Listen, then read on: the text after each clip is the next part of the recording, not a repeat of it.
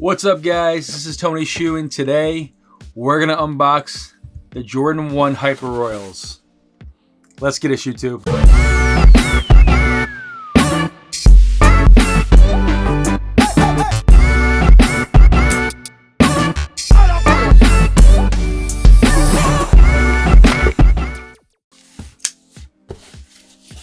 So we got the typical Jordan 1 box.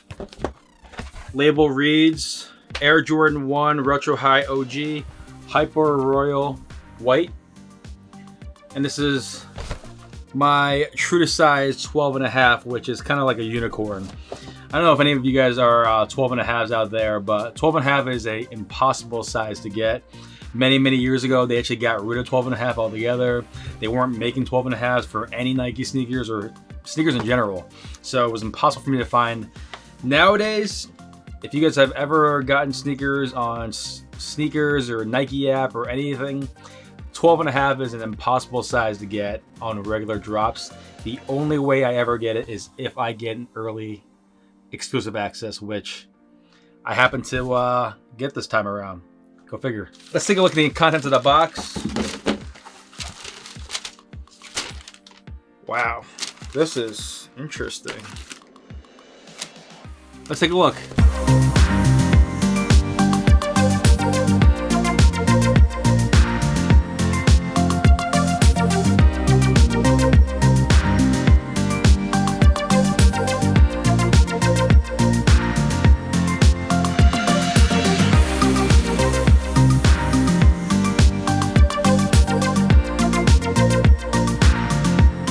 First of all, guys, the moment I opened this box up, you got just the most amazing punch in your face smell of new sneaker.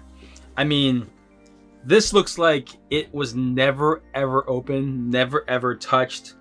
Smells absolutely amazing. The actual quality on this, in terms of build, is amazing.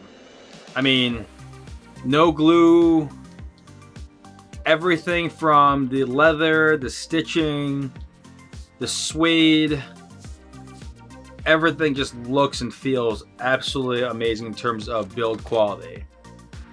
Almost gives you kind of like stonewashed jeans vibes, you know? It's like a cloudy, beautiful, sunny, cloudy day, what you kind of get from this.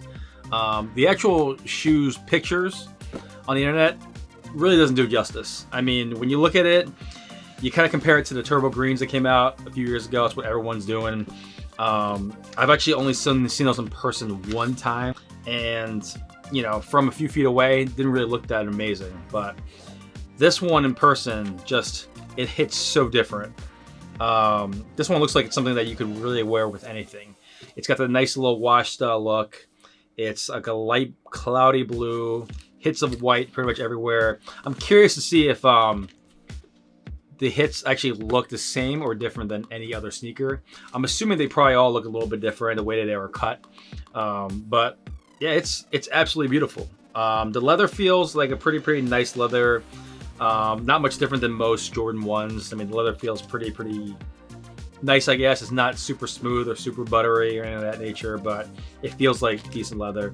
It's got a nice leather swoosh that goes around. But the Hyper Royal it feels different. You know, it feels more wearable, honestly. Maybe that's just me. That's just my opinion. Obviously, everyone's gonna have their own opinion on this. Everyone's gonna have their own kind of feel on these sneakers. I like the University ones a lot, and fortunately for me, I got a pair that didn't have any QC issues. But the Hyper Royals here, this one it feels different. I love that it's got this like cloudy stonewash look. What do you guys think?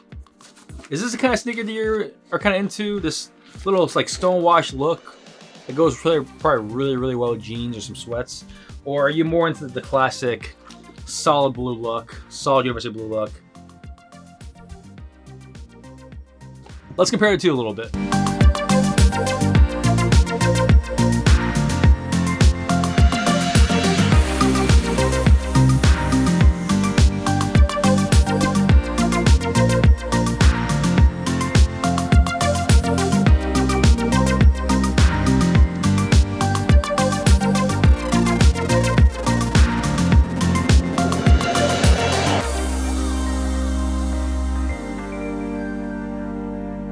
I don't know about you guys, but this is 100,000% a rock straight to the foot.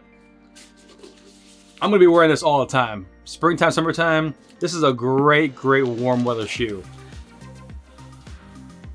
Let's get to that on foot.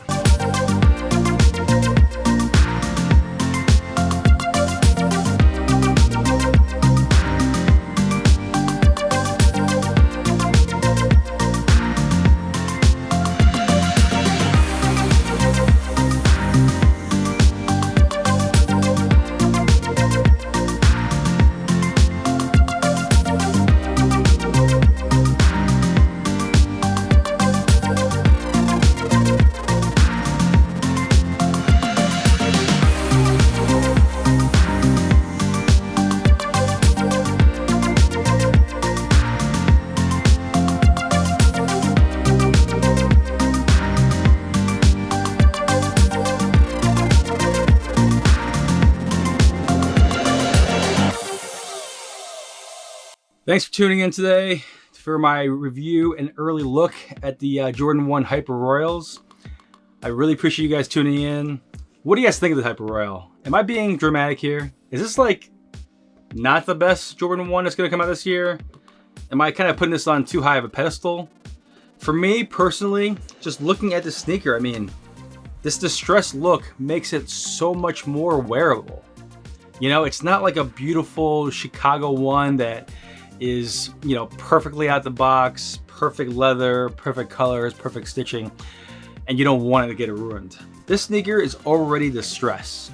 Just touching this material, it makes it shed over me.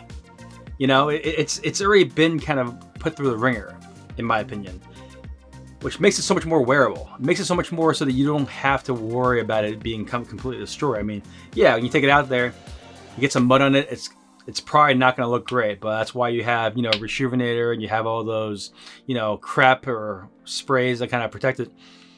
It's kind of made to be worn. It's made to be distressed. It's made to be out there, as are most of the sneakers. But I'm just like a lot of you guys. Some of my sneakers I consider my grails. I don't want them ruined. I'll wear them on very special occasions, but most of the time they're usually in my sneaker throne. They're sitting there, and I just sit here and look at them, which is not really what sneakers are supposed to be. Some of my sneakers, like my Bread, my Not For Resale up there, my Game Royales, you know, my Concord 11s, I wear those. Those are ones that I will put into the normal rotation. I've actually been putting my travel ones in the rotation as well. But some sneakers, like my Black Toes, my Reverse Bread 85s, my LA Chicago SBs, I don't touch those. Those things just stay there because honestly, I love them. I don't want them to get ruined. I don't want them to get stained on them. They just look so fucking good. Excuse my language. This one looks so good, but because of the stone wash and the distressed look, it makes it so much more wearable. Let me know what you think. Am I going crazy? Do you agree with me a little bit? Comment below. Thanks a lot for watching, guys. I appreciate your help. I appreciate your feedback. If you want more content like this, hit the subscribe button. If you like today's video, please smash that like button. And until next time, guys, see ya.